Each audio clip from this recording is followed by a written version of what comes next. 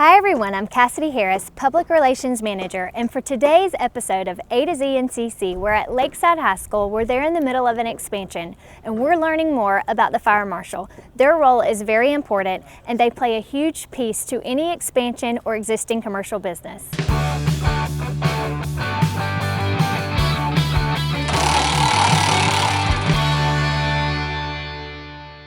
Today, I'm joined by our Chief Fire Marshal, Brian Clark, and we're going to give you an overview of their department and what they do on a day-to-day basis. So Brian, to start off with, I'm going to just ask you the obvious. In a lot of areas, the Fire Marshal might fall up under a fire department, but here in Columbia County, you're separate and you fall under Development Services. Can you kind of speak to that and why it might make sense that you're under Development Services as opposed to a fire department? Sure.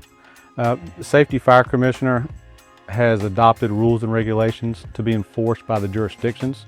Those rules are not required to be enforced by the fire department. The Board of Commissioners are the ones that appoint the department to do that, and that's what we do. It works out great for us because the building and life safety codes work hand in hand.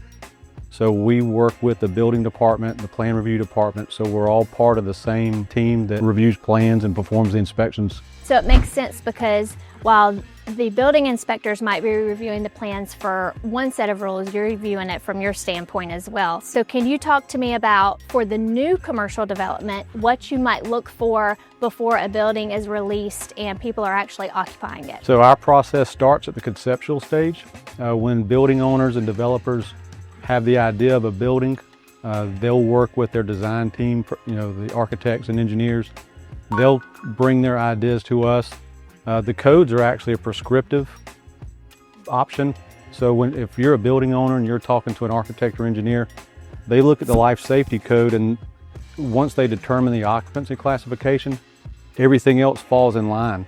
So it'll tell the designer exactly what has to happen and how to accomplish it. So it'll tell you how large your building can be. There's a threshold of if there's required to be a fire sprinkler system, a fire alarm system, how many exits are required, how wide those exits have to be. And then they'll move forward with their concept design and submit a formal plan. When you're used to hearing the traditional building plan review for the building, mechanical, plumbing, electrical, ours is the life safety portion of it. And the best way to explain the life safety portion is there's an active and passive type of fire protection. A building with passive fire protection, such as the school we're in here, they compartmentalize the building. So if there's a fire in a certain area, it's intended to contain the fire for a certain amount of time. All the walls, floors, ceilings you see, they're designed to a specific testing laboratory, UL, Underwriters Laboratory. They test products such as in your house. They also test building designs. So everything has a specific design requirement. So when you're walking down in the hallway, that wall that you're walking next to, it's been tested for that design.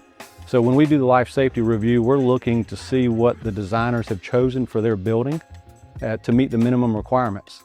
And so it's a matter of them explaining to us on paper what they are trying to accomplish, how they're accomplishing it, and then we review the plans to verify that that meets the codes that they're referencing. During the construction, we'll go out in an 80% stage and then a 100% stage.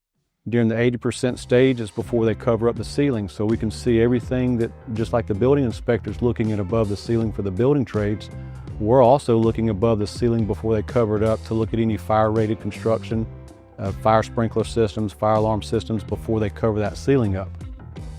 During the 100% inspection, we're looking to make sure all that functions as designed. So all of the different agencies that are involved, they will test their systems, we'll witness the tests. They'll activate every device on the fire alarm system, they'll flow water from the fire sprinkler system, and they give us a test certification. Once everything is complete that the designers have called out, then that's whenever we would be part of the certificate of occupancy being issued. For existing structures on the commercial side, you have to routinely go in and make sure that they're still in compliance. Can you speak to the existing and the continued inspections? So when the building's required to have certain life safety features in the building under new construction, the life safety code actually has a chapter to address the existing requirements. A lot of it's just making sure that what was required in the new construction is maintained properly. So whenever we go out and do the annual inspections, it's more of everything that was required is already in place. The building owner is responsible for maintaining it, and there's time frames that things have to happen. So we're going out making sure that that's happening. And we also use that as time to educate the building owner or whoever the occupants are to help them be compliant. We invite them along during the walkthrough, and when we're walking, looking at stuff to see if there's any violations, we're explaining what we're looking for. If we find something, we explain why it's a violation and how to correct it and why it's important to be corrected. Can you talk to us about your team? How many are a part of it and kind of the roles that they play? Sure, there's 4 of us. We all will perform some plan reviews during site plan submittal, some building plan and fire sprinkler and fire alarm submittal, so we'll review plans. One of the guys will primarily inspect new construction, and then a couple other guys will primarily inspect existing businesses. We prioritize that based on the state's recommendations. So when we do that, we break it down into different occupancy classifications and hazard risk throughout the year. Well, and today we're sitting inside Lakeside High School. They have some expansion going on. Can you talk to us about what they have? And then in addition, Evans High School, I know that's kept you very busy. Can you talk to us about those projects and how you're involved in those? So the school district has always been very good to work with. Once they build their buildings, they have to meet the same codes everybody else does. While that construction is happening, we're working together with their team to make sure that everything is ultimately being accomplished. Right now, we're in Lakeside High School. They're adding on a performing arts center and a gymnasium. They're doing some interior renovations. So we'll be working through that process with them.